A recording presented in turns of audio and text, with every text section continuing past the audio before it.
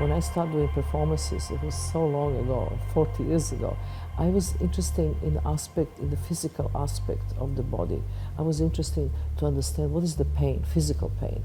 I went to see the most important operations of human body in the hospitals, what 3 hours, 5 hours, 6 hours operation of the hip, of the spine, of the heart, of the brain, to see when you open the body, when you take these instruments, the same as you're making table and you cut the body, what is happening.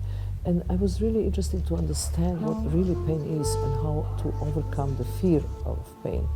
And when I done this part, then I was confronted with something that much more important in the body, and this is your mind. And the mind is much more difficult to understand and to actually the control. So my all new work is really related to mind.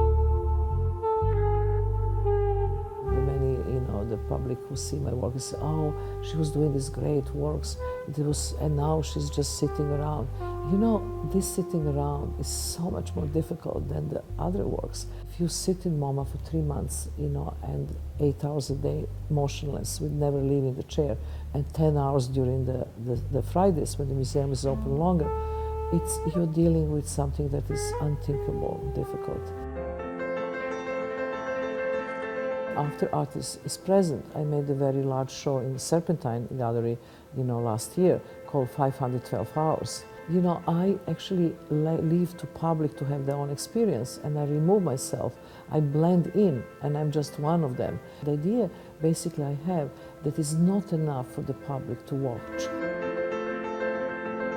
We are so much stronger than we think we are, and we also lose our time in such stupid ways. Living in that moment is something that, I learned so well during these works. And this is something that, this kind of message I would like to transmit to the public. For me, it was extremely interesting working with Lady Gaga, because also that somehow she really wanted me to teach her. And she came as a student, very humble and very, very serious, and she was a great student. But also, which was interesting, that she had this enormous presence on the Facebook. She's like this absolute symbol for these kids, 14 years old, 15, 16, 17. Everything she do, they will do. I was so much criticized working with her, but people see very narrow picture. I always see big picture.